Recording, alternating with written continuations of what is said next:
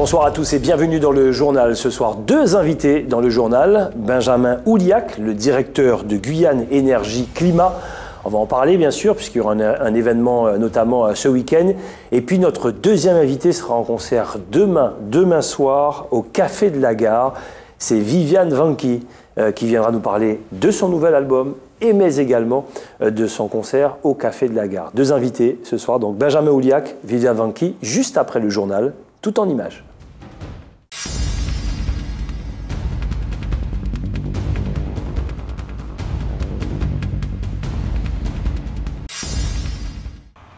Nombreux sont ceux qui se rendent à cette enseigne Hard Discount Leader Price de Cayenne. Mais depuis 10 jours, le magasin est fermé. Les conducteurs se garent, s'approchent du rideau baissé, puis repartent sans pouvoir effectuer leurs courses. Grande déception pour ses habitués.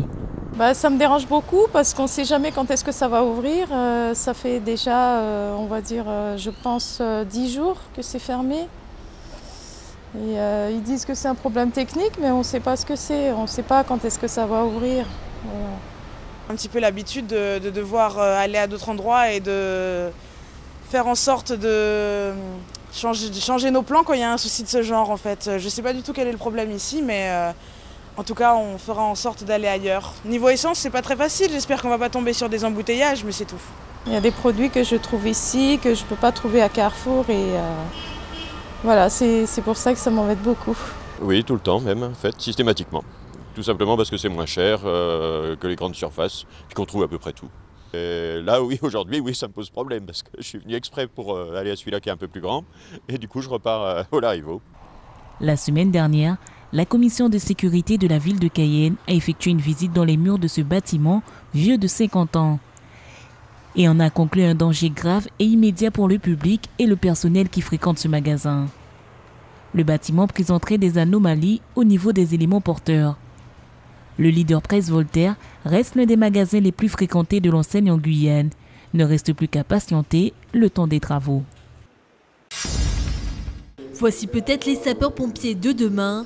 16 élèves du collège Justin Cataillé ont reçu cet après-midi leur attestation de formation du SDIS, ainsi qu'un diplôme de premier secours. Durant toute l'année, à raison de 2 heures par semaine, les collégiens ont participé à une formation théorique, mais aussi sur le terrain. En fait, on les a surtout initiés à la formation de sapeurs-pompiers, c'est-à-dire tout ce qui est réglementation d'une part, tout ce qui est sécurité, protection, mais aussi tout ce qui est les différentes spécialités que nous avons. Ce qu'il faut savoir, c'est qu'au sein de notre profession, nous avons plus de 115 métiers et donc nous les avons formés à l'incendie, mais aussi ils ont eu une formation de premier secours civique qui a duré 7 heures. Au sein des sapeurs-pompiers, c'est le métier par les jeunes qui est le plus demandé, le plus sollicité. Donc à ce titre, ça nous fait effectivement plaisir de pouvoir former des jeunes de cet âge-là et pourquoi pas dans quelques années les voir soit sapeurs-pompiers volontaires ou encore professionnels. Cette action éducative permet de sensibiliser les jeunes à la citoyenneté, mais également d'offrir des formations à des élèves dont les établissements sont placés en zone d'éducation prioritaire. On a mis en place ce projet pour aider les jeunes qui sont en difficulté, que l'on suit dans notre dispositif de 3 jusqu'à 16 ans. L'idée est partie des jeunes eux-mêmes qui voulaient qui se posaient des questions sur le métier de sapeur-pompier. Donc du coup, on a eu l'idée de mettre en place le projet Jeunes sapeurs-pompiers, donc pompiers ados. Les élèves de 6e et de 5e du collège Justin Cataillé ont pu découvrir le métier de sapeur-pompier. Une formation jugée intéressante et qui pourrait, pourquoi pas, faire naître des vocations. C'est un métier que je voudrais faire, oui, pour aider les gens en danger, aider les animaux, tout. J'ai trouvé que c'était intéressant pour l'avenir, pour nous. Pendant cette formation, on a appris quelques étapes très importantes qui pourraient nous servir pour demain. Les collégiens ont pu repartir avec leur diplôme à la maison. Des négociations sont déjà en cours pour réitérer cette formation dès l'année prochaine.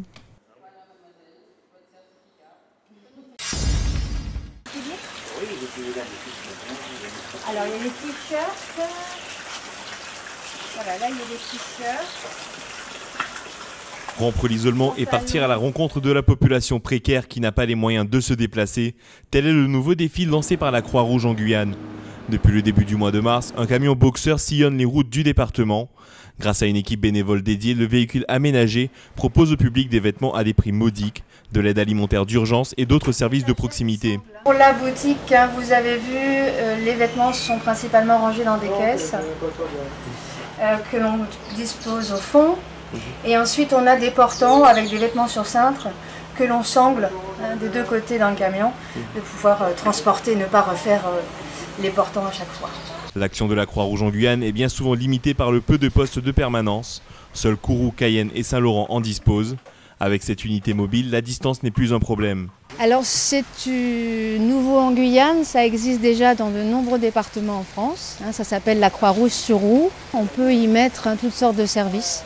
Nous-mêmes en Guyane, on espère pouvoir augmenter l'offre avec notamment des services peut-être d'écrivains publics, d'accès au droit, de façon à ce qu'on puisse expliquer aux personnes vers qui ils doivent se diriger pour tel ou tel problème administratif par exemple. Les gens viennent acheter, les gens demandent même certains types de produits qu'on n'a pas toujours sur le moment. Je pense à Rémire par exemple, on nous a demandé des vêtements de chantier par exemple pour les hommes, pour qu'ils puissent travailler, ce genre de choses. Le boxeur de la Croix-Rouge devrait dans un premier temps s'arrêter une fois par mois à Makouria, mais aussi à Rémire-Montjoly, Roura et Matoury, mais devrait dans peu de temps se développer sur le reste du territoire. T'es mise de tout et prise de nous, arriver jusqu'au bout. J'espère pour nous qu'elle en vaut le coup. Je t'en prie, ôte-moi d'un doute si tu l'aimes. Que les fans de Fanny G se rassurent. Contrairement à ce qui a été annoncé lundi dernier dans la presse, la chanteuse de 27 ans n'abandonne pas la musique. Selon un de ses collaborateurs proches, celle qu'on appelle la diva du zouk met un terme à ses tournées et non à sa carrière. Contactée par la rédaction, son manager a quant à lui refusé de donner plus d'informations. Fanny Jacques André Coquin, de son vrai nom, a commencé sa carrière en Guyane. Elle a été découverte à Révélation Podium avant de participer au Podium Interlycée l'année suivante. L'artiste guyanaise a aujourd'hui 3 albums à son actif.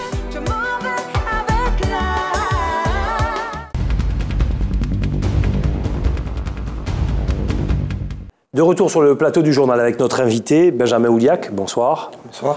Vous êtes le directeur de Guyane Énergie Climat et vous êtes venu nous parler de ce débat citoyen régional sur le climat et l'énergie. Alors c'est un débat, pourquoi? Alors un débat sur le climat et l'énergie, à Paris on en parle tout le temps avec la pollution et autres. En Guyane, tout va bien, non? Alors bon, oui, tout va bien en Guyane, surtout par rapport aux questions pollution. Enfin, on a eu des épisodes qui n'étaient pas liés aux voitures il n'y a pas longtemps. Oui, c'est vrai. Ça, c'est un des effets, notamment par exemple du changement climatique. On s'attend à ce qu'il y ait de plus en plus d'épisodes de poussière du Sahara qui viennent nous polluer un petit peu l'atmosphère. Donc, c'est pas une question de pollution de l'air, c'est une question vraiment le débat autour du climat dans le sens changement climatique. D'accord. Impact du changement climatique en Guyane et l'énergie, parce que l'énergie, c'est une thématique qui est très fortement liée à ces questions de climat, notamment de gaz à effet de serre. Le but de ce débat, une fois que le débat est fini, vous ferez des propositions ensuite à Paris? Oui, c'est exactement ça. On en parle beaucoup à Paris, vous disiez. On va beaucoup parler à Paris en décembre cette année du remplaçant du protocole de Kyoto, donc un nouvel accord international sur le climat. Et la France, qui préside cette convention internationale pour cette année, a demandé à ce qu'il y ait des remontées d'informations d'un petit peu partout.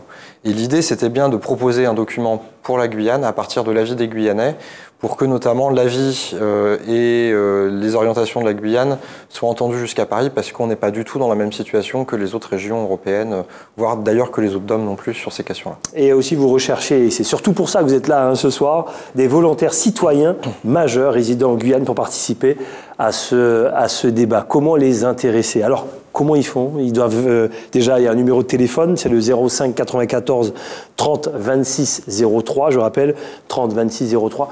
Comment intéresser les jeunes?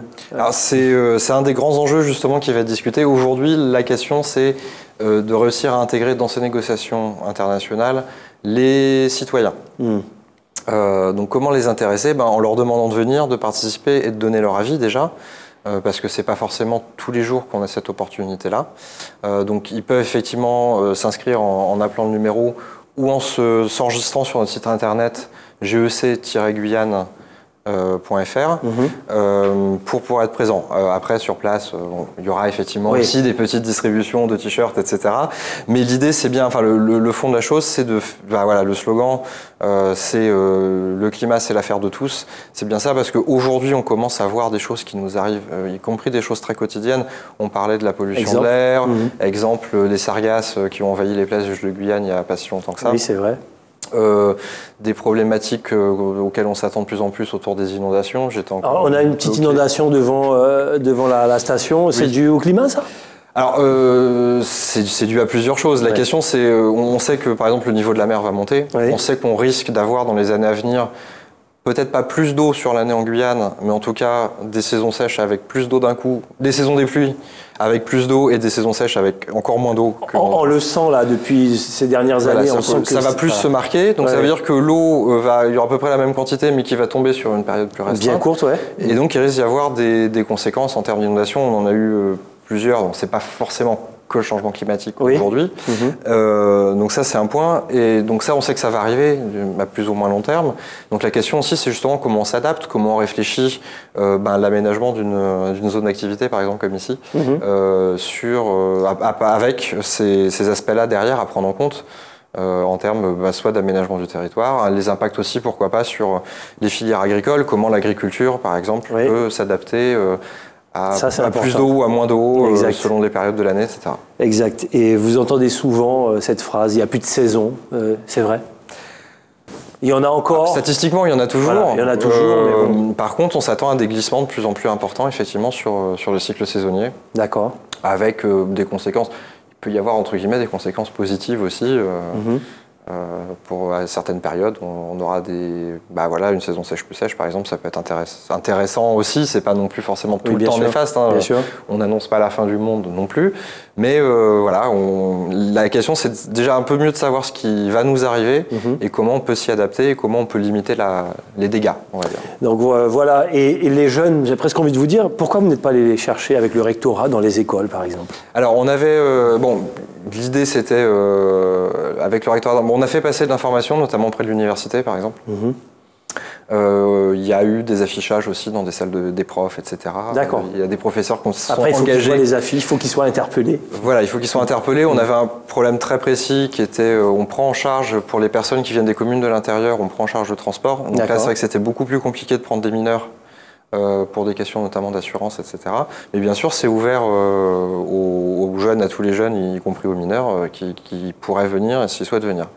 Voilà ce qu'on pouvait dire sur ce débat citoyen régional sur le climat et l'énergie. Je rappelle, samedi 6 juin de 8h à 16h à la cité administrative régionale. Et vous attendez des jeunes pour participer à ce débat. On attend tout le monde. Enfin, tout le monde, bien sûr. Pas que des jeunes, on attend tout le monde. Vous attendez tout le monde. Benjamin Houliac, merci beaucoup. Merci à vous. Voilà, je rappelle, vous êtes le directeur de Guyane Énergie Climat. Voilà, dans quelques instants, notre deuxième invité. À tout de suite. Viviane Vanqui, bonsoir. Bonsoir. Comment ça va ? Très bien, très très bien. Un plaisir de vous recevoir pour parler de ce nouvel album. Il est là, ça s'appelle Retrouvailles. Et puis de votre concert également qui aura lieu demain soir à 21h. Revenons dans un premier temps sur ce premier album. Vous avez travaillé avec qui sur cet album ? Avec Thierry Vatan. Thierry Vatan, fidèle. Comme les années précédentes. Je rappelle que votre premier album est sorti en 1994. Là, c'était vous, votre famille musicale ici ? Absolument. Il y avait qui, vous vous rappelez déjà ou pas ? Oh, si, toujours, parce qu'ils m'ont toujours suivi. Il y avait Jacques Sainte-Rose, Émile Romain, Arsène Popo, donc toujours les mêmes, qui m'ont suivi encore. En live aussi ? En live, donc j'ai gardé toujours les mêmes et les meilleurs. Et celui-là, c'est déjà le 8e album de Viviane Vanqui. Je l'écoute en boucle depuis une semaine dans la voiture. C'est un plaisir immense. Et j'ai presque envie de dire que depuis quelques années, Viviane, vous avez une couleur, vous avez un style. Est-ce que vous dites la même chose ou pas ?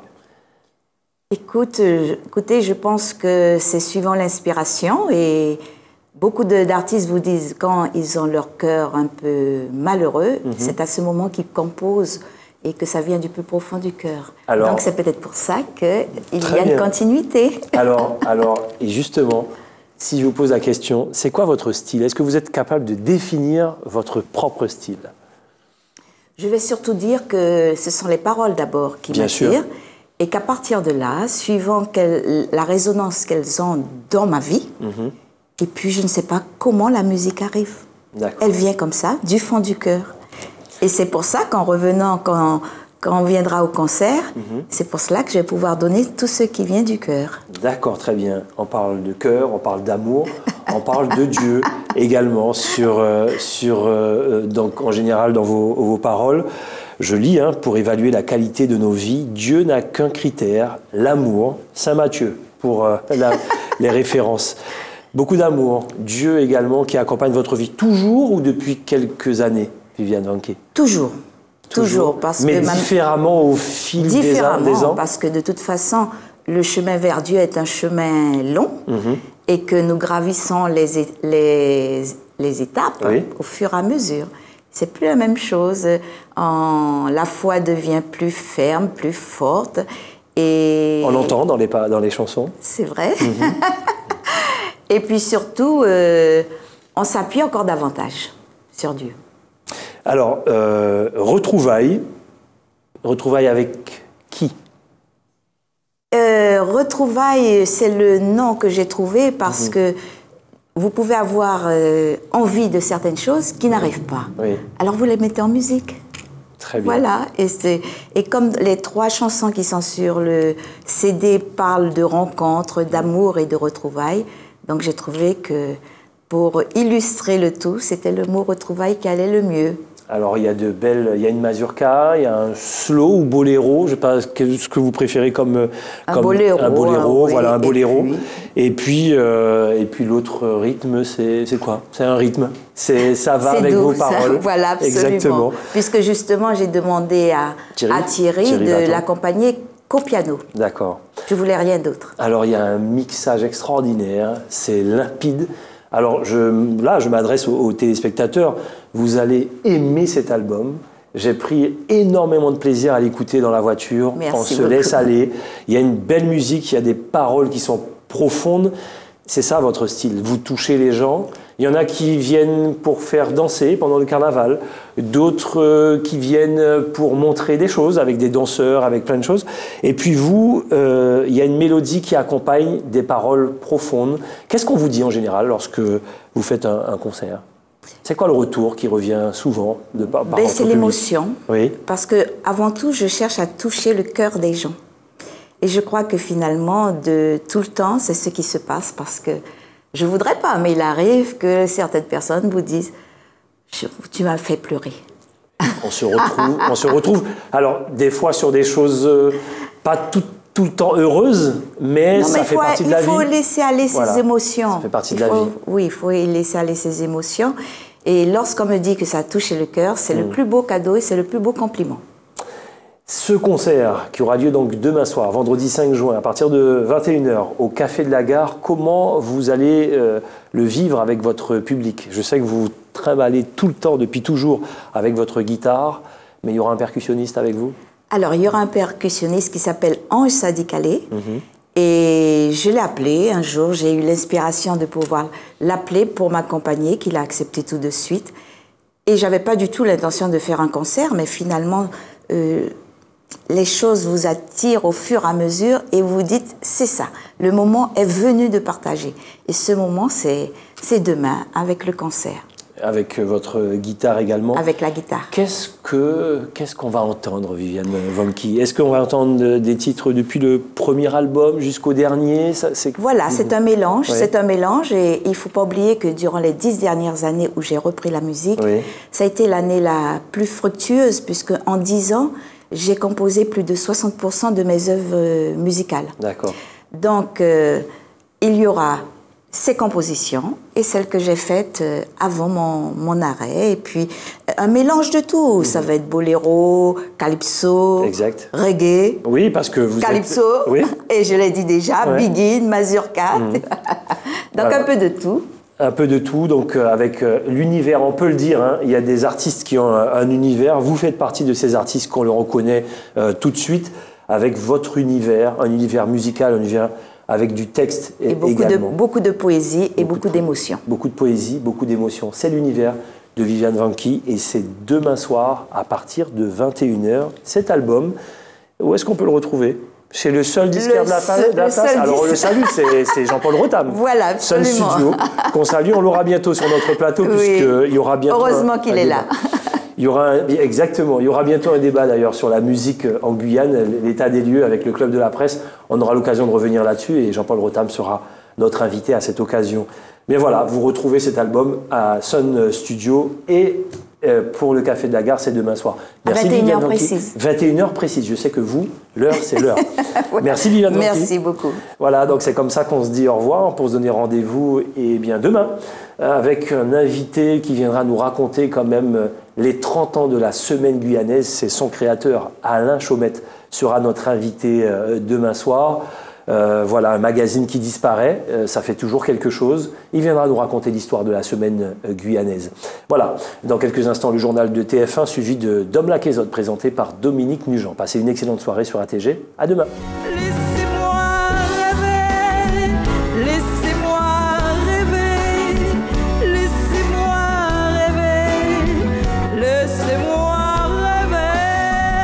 Laissez-moi